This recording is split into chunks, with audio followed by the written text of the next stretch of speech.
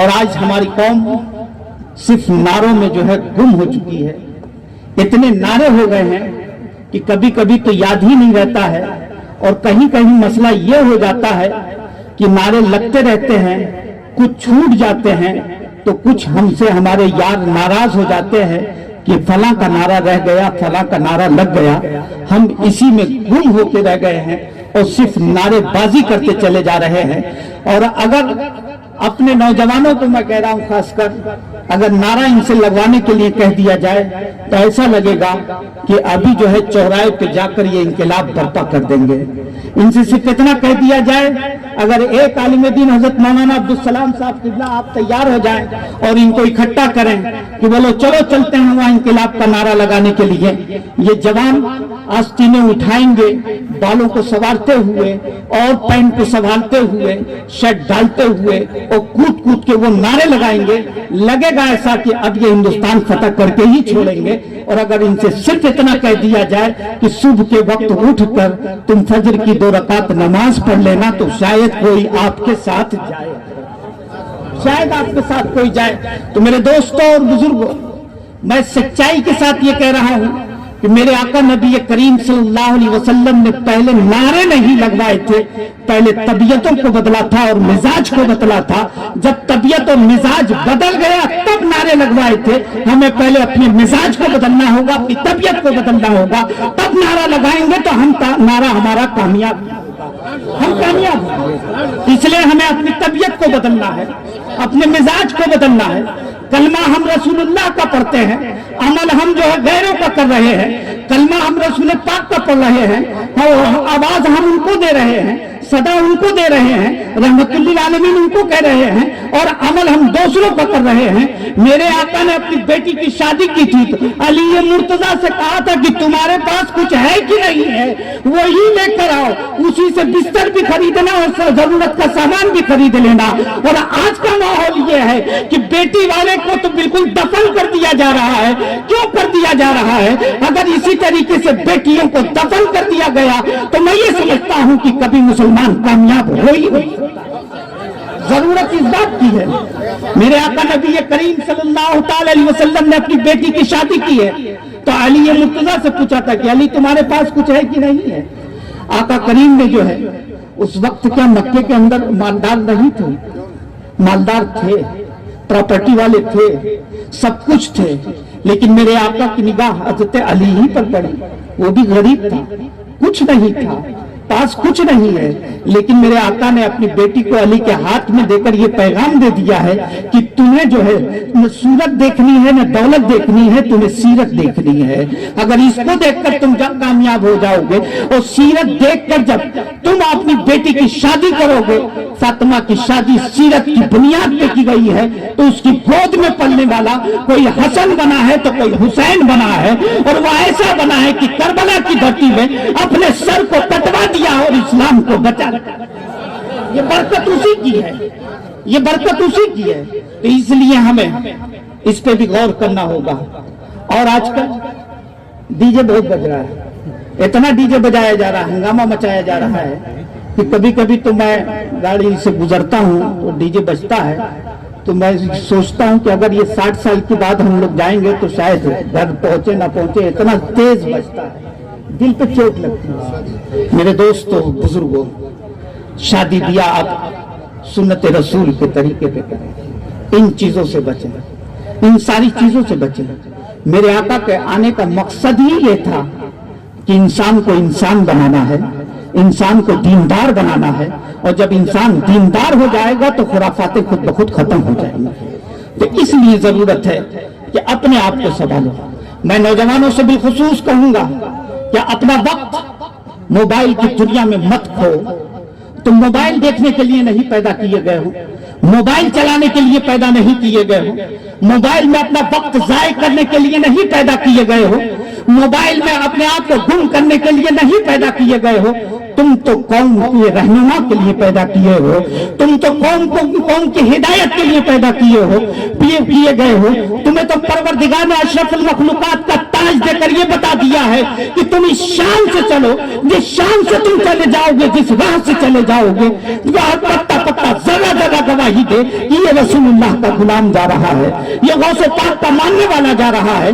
हमारा हाल तो ये गौसे पाक की बात आई है हजरत कारी साहब किबला, तो हम नियाज तो इतनी जम के करते हैं, इतनी जम के नियाज करते हैं कि जिसकी कोई हद नहीं। गौसे पाक का महीना आ जाता है तो बस पूछिए मत हजरत, और मदरसे वाले सबसे ज्यादा परेशान रहते हैं, उलमा इकराम सबसे ज्यादा परेशान रहते हैं, क्योंकि फला नहीं, बिरयानी की बात नहीं हजरत, 6 जगह से दावत आ गई कि दोपहर में आपको लड़के को कुरान खाने के लिए भेजना है, और 50 लड़के कुल आपके पास हैं, तो बताइए कितने भेजेंगे आप, कितने भेजेंगे, क्या कटु भेजेंगे।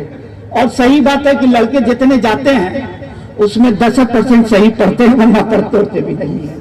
ये भी होता है बाप की जगह, जो हकीकत में बयान कर रहा हूं, जो हकीकत में बयान कर रहा हूं, जितने लड़के जाते हैं उसमें वो 10% पढ़ते होंगे, वरना इतनी तेज पन्ना पलटते हैं, 3 मरतबा कुल्ला पढ़े और पूरा 1 पन्ना पलट दिया, फिर पढ़े फिर पलट दिया, ये चलता रहता है।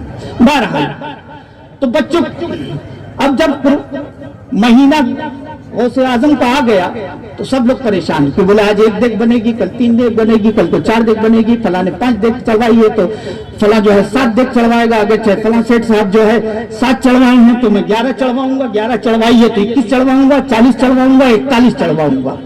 ये चल रहा है। हम नियाज को तो याद रखते हैं। नियाज किसकी है? अब्दुल कादिर की है। नियाज किसकी है? अब्दुल कादिर की है। और अब्दुल कादिर का माना क्या है? कादिर का बंदा, कादिर का बंदा, यानी बंदे को बंदा तो याद है, जिसने पैदा किया है उसको याद नहीं है। कादिर याद नहीं है, कादिर का बंदा याद है। कादिर के बंदे की तो नियाज की जा रही है और कादिर की नमाज नहीं पढ़ी जा रही है। कादिर की नमाज नहीं पढ़ी जा रही है। अगर नमाज आप नहीं पढ़ेंगे तो 41 देग नहीं 4100 देग चढ़ा दीजिए, ये देगे बेकार है। गौसे पाक को इसकी जरूरत नहीं है। गौसे पाक को आपकी देग की जरूरत नहीं है। गौसे पाक को आपके खिराज की जरूरत नहीं है।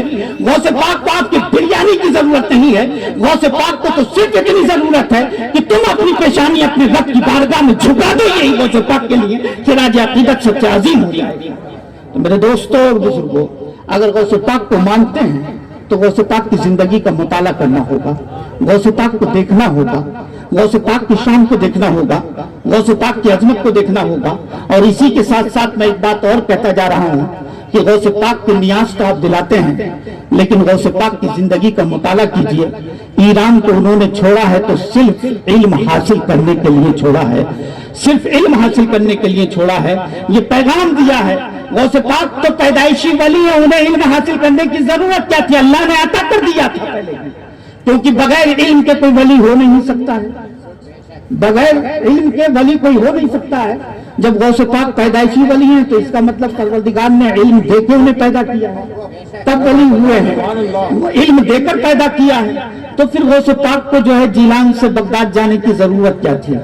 क्या जरूरत थी? घर बैठे रहते तो भी वो वली थे, गौस थे, अल्लाह ने अता कर दिया था, तो उन्हें पढ़ने लिखने की जाने की जरूरत क्या थी? वो पढ़ लिख रहे थे। मैं तो ये कहता हूँ हजरत कि वो ये सिर्फ हमारे लिए पढ़ रहे थे, हमारे लिए पढ़ रहे थे, ताकि हमें पढ़ने का सलीका आ जाए, हमें पढ़ने का तरीका आ जाए, हमें पढ़ने की अहमियत मालूम हो जाए, इल्म हासिल करने का ढंग आ जाए। इसलिए गौसे पाक ने जिलान से बगदाद का सफर किया था। तो मेरे दोस्तों और बुजुर्गों, तो अपने बच्चों को आप तालीम दीजिए, दीनी तालीम भी दीजिए और असली तालीम भी दीजिए। मैं तो कहता हूं कि ये बिला वजह का हम लोगों ने जो है, हमारे बुजुर्गों ने, हम लोगों ने ये कर रखा है कि ये दीनी तालीम है और ये असली तालीम है।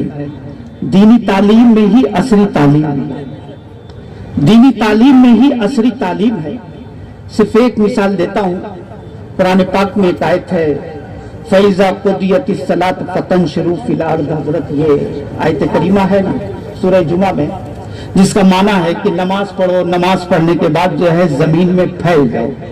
मैं एक रोज सोचने लगा हबीबुल्लाह साहब किबला कि यहाँ पे फिल अर्द इस्तेमाल किया है कि नमाज पढ़ो, नमाज पढ़ने के बाद जमीन में फैल जाओ।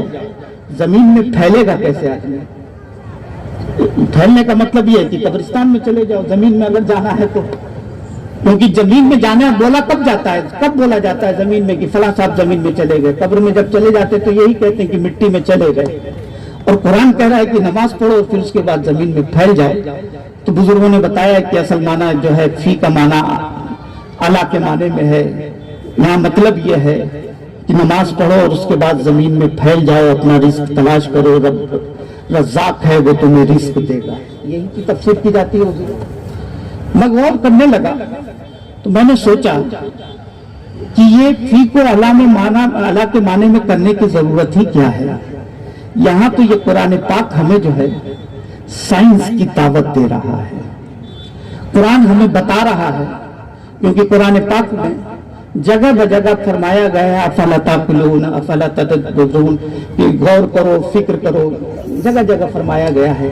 تو یہاں پہ بھی غور کیا جائے تو اگر آپ غور کریں گے اور اس کو اصل معنی میں بھی رکھا جائے, اور سائنس یہ کہتی ہے, سائنس کا جو معنی ہے وہ معنی صرف یہ ہے کہ چھپی ہوئی چیزوں کو ظاہر کر دینا, چھپی ہوئی چیزوں کو جان لینا, یہ سائنس کہلاتی ہے. سائنس کی جو ڈیفینیشن ہے میں وہ بتا رہا ہوں.